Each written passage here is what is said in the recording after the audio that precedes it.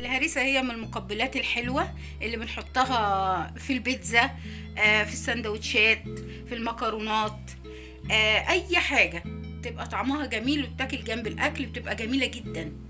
طيب احنا نبتدي الاول. ده كيلو فلفل حامي اهو، تقطعيه بالبذر طبعا بعد ما بتغسليه بالبذر بتاعه، ترميش البذر خالص اهو.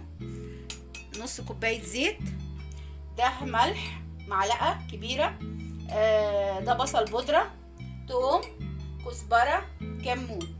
احنا هنطحن الفلفل اهو في الكبة، شايفين انا طحنت شوية علشان نشوفهم اهو، واخدين بالكم، وننزلهم هنا. اهم حاجة ان يكون الفلفل مطحون كويس اهو.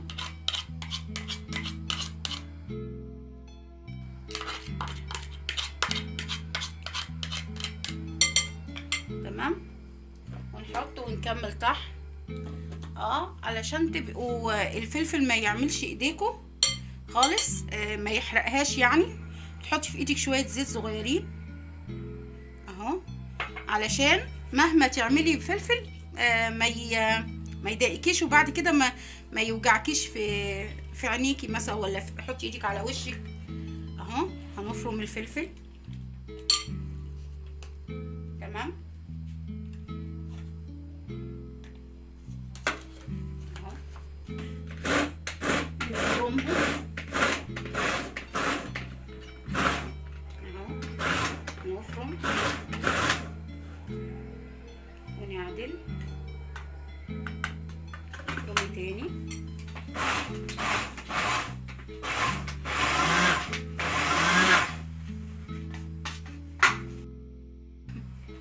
نبتدي نطلع ريحته بقى، تعبنا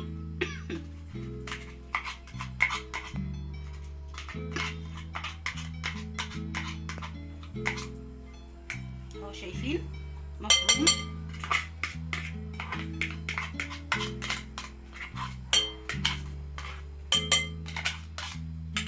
طب هخلص الكمية وارجع لكم تاني. كده خلاص فرمناه اهو، شايفين كده فرمناه. هنفرم الثوم اهو في الكبة برضو،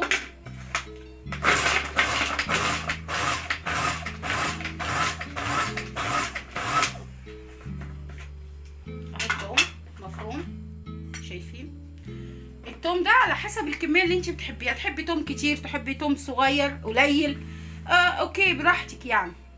الكيلو بنحط عليه معلقه ملح كبيره، معلقه ونص ملح كبيره فوقيه، ونص كوبايه الزيت، والكمون والكزبره والبصل البودره. هنروح على البوتاجاز وهنشوف هنعمل ايه.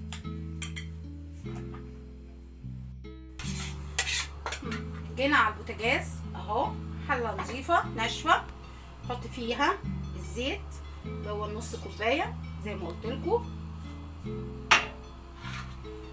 تمام. بعدين نحط ثوم، دول حوالي 4 فصوص كبار برضو زي ما قلت لك. تحبي ثوم اكتر برضو انت حره.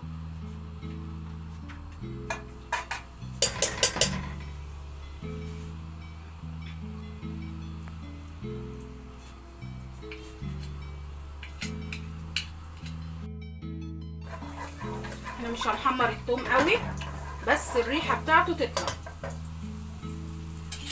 دي الوصفه الاصليه بتاعت الهريسه، هي سهله جدا في العمايل مش متعبه، بس هو الفلفل بقى متعب شويه في ريحته، لكنه بعد كده جميل جدا. بتحطي في البيتزا، في المكرونات، لو هتعملي صلصات، ودي بتبقى حلوه للناس اللي بيحبوا الحاجه الحاميه يعني. تشتري البطرمان الصغير منها من بره غالي جدا. فهي خلاص كده الثوم. بنجيب بقى الفلفل اهو ونحطه كله،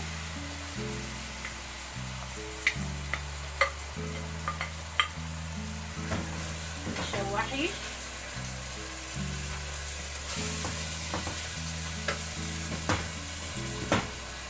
شوحي فيه. اهم حاجه ما يكونش فيه ميه، يعني تفضلي تشوحي لغايه ما يبقاش فيه ميه خالص تحت، ميته تنشف اهو.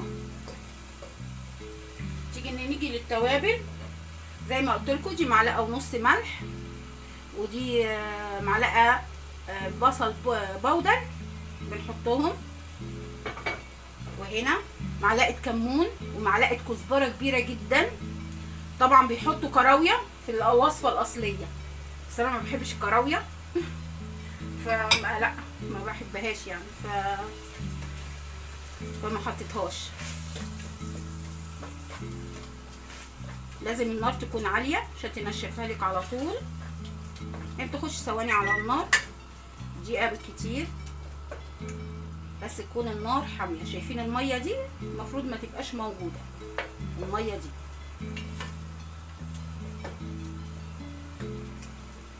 سيبيها تستوي كده خلاص. شايفين خلاص مفيش ميه خالص. شايفين ده الزيت اللي هو في القعر مش ميه. خلاص هي كده جهزت، نعبيها. خلاص بندفع عليها ونعبيها في البرطمانات اهو كده، وهي سخنه كده عشان البرطمان يحصل له ايه، تعقيم، ما يبقاش فيه هوا ولا اي حاجه. كده احنا هنحط عليها برضو شويه زيت من على الوش علشان تملي البطرمان. المهم تملي البطرمان على الاخر. شايفه ريحتها جميله جدا والله، جربيها وقولي لي رايك ايه اهو. شايفين اهو مليان على الاخر. خلاص اهو نجيب الزيت ونحطه على الوش خلاص، ونقفل الغطا. اعبيهم كلهم واوريكم هيبقى شكلهم عامل ازاي. خلاص كده عبيناهم. شايفين قد ايه جمال اهو، وعلى فكره ريحته جميله والله، بس حامي قوي. تاخدوه مع الحاجه اهي. شايفينه جميل وريحته حلوه، وتخليه بقى عندك في البيت مفيش مشكله. انت اهم حاجه بتعبي البرطمان وهو الحاجه سخنه، وتحطي على الوش شويه زيت وتشيليه، مش هيجراله اي حاجه، يقعد معاكي بالسنه. دول طبعا بره اللي فضلوا في الاخر بخليهم بقى بره، انا بستعملهم. يا رب يعجبكم. متنسوش تعملوا لي سبسكرايب، تفعلوا الجرس، وتشيروا الفيديو، واتمنى لكم اكله ممتعه. مع السلامه.